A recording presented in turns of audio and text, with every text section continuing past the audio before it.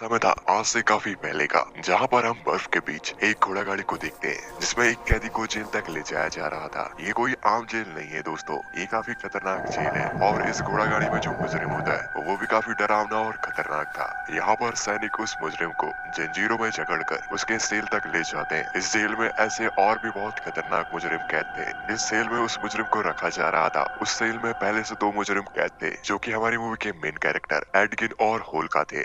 यहाँ पर वो मुजरिम लड़की को देखकर उसे समझ नहीं आता कि ये जेल में कैसे कैद थी।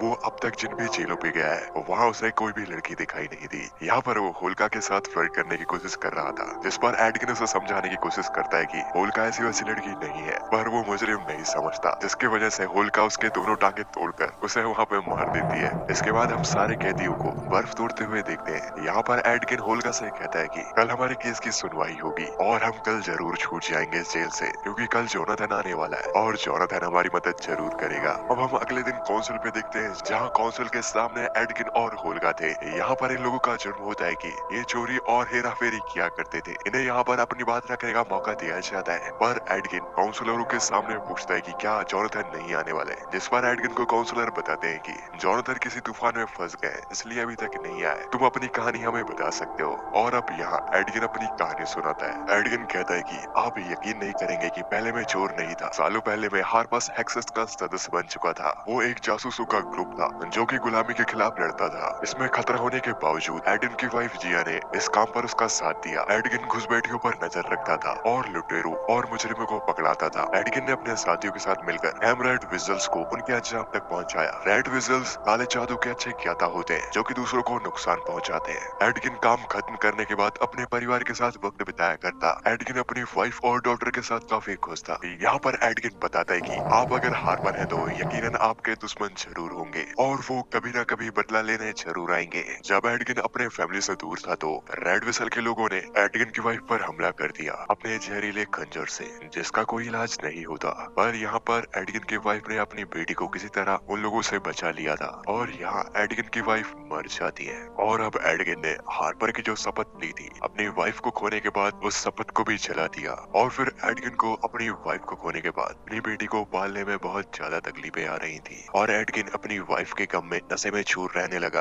और तभी एक दिन एडगिन को होल्गा मिली। होल्गा को एडगिन की डॉटर पर तरस आ गया। होल्गा एडगिन की एक अच्छी दोस्त थी। होल्गा भी अकेली थी, इसलिए वो एडगिन के साथ उसकी डॉटर की देखभाल करने के लिए रहने लगी। दरअसल होल्गा को उसकी बिरादरी से अलग कर दिया गया था क्योंकि उसने अपनी बिरादरी के बाहर प्यार कर लिया था और एडगिन और होल्गा भाई बहन जैसे रहने लगे। पर क्योंकि अब इनके पास खाने के लिए कुछ नहीं होता था तो इन्होंने अपने सच्चाई के पुतले को एक तरफ रखकर चोरी करने का फैसला किया और ये फिर चोरी करने लगे। एडगिन चोरी करने के साथ अपनी बेटी को भी साथ में ही रखता। होल्गा ने उसे एक ऐसा पेंडेंट दिया होता है जिससे वो गायब हो जाती है। और अब एडमिन की बेटी कीरा धीरे धीरे बड़ी होते जा रही थी। एडमिन की टीम में सिर्फ कीरा ही नहीं बल्कि एक छोटा जादूगर जिसका नाम साइमन था और एक ठग फॉर्ज जो कि उनकी इस काम में मदद किया करता था। एडमन चोरी करने के साथ ये बात का जरूर ध्यान रखता कि किसी को चोट ना पहुंचे। वो ऐसी जगहों में चोरी करता था जो लोग बड़े और जिनके पास ज्यादा सोना हुआ करता था। पर सब कुछ बदल गया जब इन लोगों की मुलाकात सोफीना नाम की एक जादूगरनी से हुई। वो कोरिन का खजाना चाहती थी और इसलिए वो एडगिन और उसके साथियों से मदद लेना चाहती थी। पर इसके लिए एडगिन पहले तो नहीं माना क्योंकि वो इतना नहीं गिर सकता था। पर फोर्ज ने उसे बताया कि कोरिन के खजाने में एक अनोखी चीज थी, टैबलेट ऑफ रीअवोकनिंग, जिससे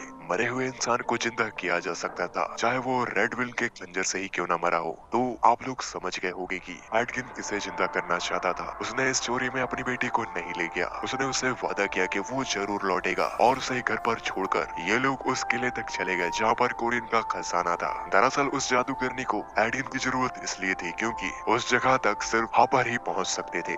यहाँ पर एडगिन उस जगह तक पहुँच जाता है जहाँ वो देखता है कि वहाँ पर खजाना था, इसमें बहुत सी अनोखी चीजें थी और एडगिन को वो टैबलेट मिल जाती है। पर तभी यहाँ पर सिपाही इन पर हमला कर देते हैं और वो जादूगरनी उन सिपाहियों को मार रही थी और सोफीना ऐसा जादू करती है कि वहाँ पर सारे लोग जमने लगते हैं। इस जादू में होल्का भी फंस जाती है। पर यहाँ एडगिन किसी तरह वहाँ से निकलने की कोशिश कर रहा था। उसके हाथ में टैबलेट होती है पर एडगिन भी सोफीना के इस जादू में फंस जाता है और वो पूरी तरह से फंसने से पहले फोर्स की और टैबलेट फेंक के कहता है कि ये टैबलेट और तुम कीरा का ख्याल रखना। इतना कह के वो जादू में फंस जाता है। और अब कहानी आती है प्रेजेंट में जहाँ पर एडकिन ये सारी कहानी काउंसलर को बता रहा था। वो काउंसलर से कहता है कि मैंने जो काम किया है और एक बेटी को उसके बाप से जुदा किया है, इस काम के लिए तो मुझे और भी सजा मिलनी चाहिए। पर तभी अचानक वहाँ पर जोनाथन आ जाता है। जोनाथन एक ईगल था जिसे एडकिन देखकर काफी खुश होता है। वो उसके गले लग जाता है और होल्गा से कहता है कि चलो शुरू करते हैं। होल्गा वहाँ के सारे सिपाहियों को मारकर एडकिन और जोनाथन के साथ खिड़की से नीचे कूद जाती है। क्योंकि जोनाथन एक ईगल था तो ये काफी ऊंचाई से कूद गए थे। तभी यहाँ पर ड्रैगन की शकल का एक काउंसलर कहता है कि हम तो तुम्हें छोड़ने वाले थे, पर जब तक ये लोग वहाँ से कूद गए होते हैं। अच्छा, तो ये बात थी जोनाथन का इंतजार करने की। बिना किसी चोट के ये लोग नीचे पहुंच जाते हैं और यहाँ पर एडकिन काफी खुश था। जोनाथन भी जिंदा होता है और अब ये वहाँ से निकलकर बर्फ के रास्ते आगे अपने घर तक बढ़ रहे होते हैं। घर पहुंचकर एडकिन और होल्गा देखते हैं कि यहाँ पर कीरा नहीं है और घर भी काफी समय से खाली था। के बाद ये कुछ पता करते हैं तो इन्हें पता चलता है कि फोर्ज अब नेवरविंटर का राजा है। ये देखकर एडकिन समझ जाता है कि कीरा भी वही होगी। होल्गा सोच में पड़ जाती है कि उस गधे को किसने राजा बना दिया और फिर ये लोग नेवरविंटर के लिए निकल पड़ते हैं। काफी लंबा सफर तय करने के बाद ये नेवरविंटर के राज्य में पहुंचते हैं जहाँ का राजा फोर्ज था और ये फोर्ज के महल में जाते हैं। कुछ समय इंतजार करने के बाद इनकी मुलाकात कीरा से हो जाती है। एडकिन और होल्गा कीरा को देखकर काफी खुश थे, पर कीरा यहाँ एडकिन से नाराज थी और फिर यहाँ इनसे मिलने फोर्ज आता है। ये लोग फोर्ज से काफी बातें करते हैं। यहाँ एडकिन फोर्ज से पूछता है कि तुम यहाँ के राजा कैसे बने, जिसके बाद वो बताता है कि हमने जिस खजाने को लूटा था तो मैं उसे वापस तो नहीं करने वाला था,